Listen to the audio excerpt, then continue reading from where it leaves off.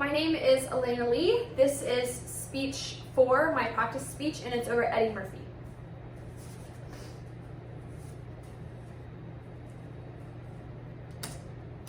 The greatest piece of advice that I can give you is to not take any advice given to you. Eddie Murphy. The tape clicks.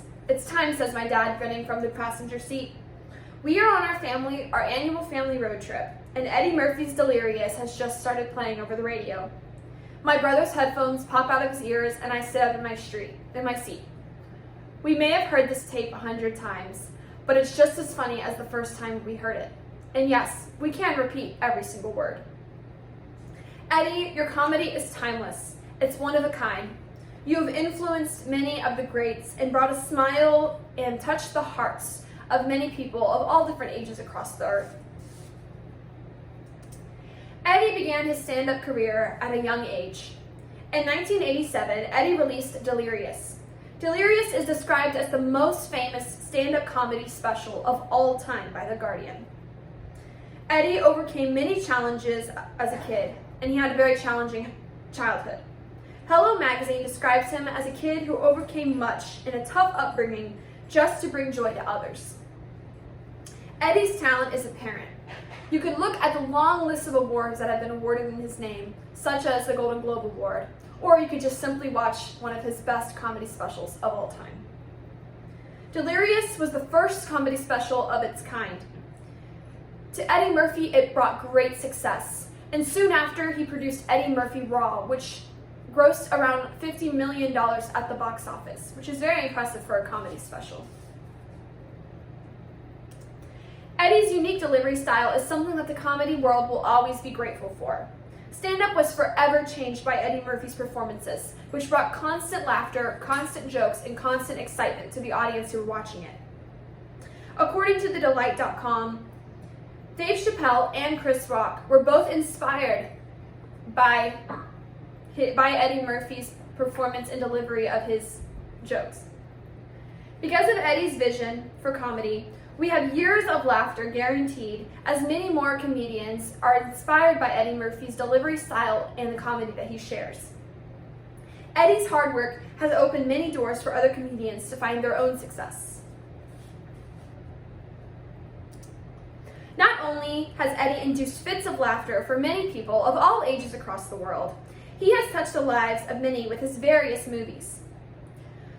From Donkey and Shrek to Dr. Dolittle, Eddie has put countless smiles on children's faces. Although, according to the Razzies, Eddie is the worst actor of the decade. Sorry, Eddie. He worked on kid classics such as Dr. Dolittle and Haunted Mansion, not to mention Daddy Daycare and Shrek. Eddie, thank you for bringing a smile to my face every time that I sit down to watch one of your movies. They are truly amazing, and they always bring a great smile to my face. I will, however, not be thanking you for this movie, The Adventures of Pluto Nash.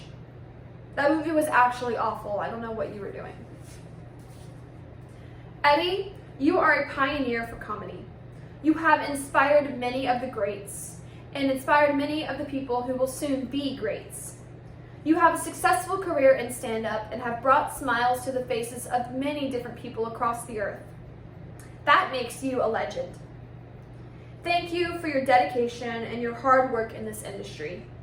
You have made millions of people of all ages laugh endlessly.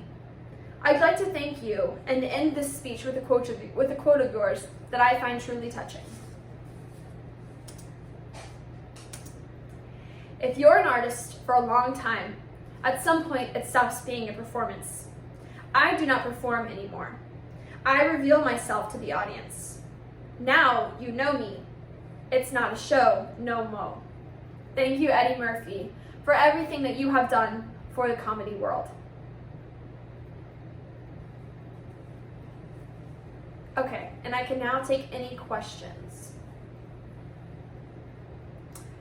An interesting fact about Eddie Murphy is that he had a really rough childhood when he grew up, and his father was actually killed by his father's girlfriend when Eddie Murphy was 8.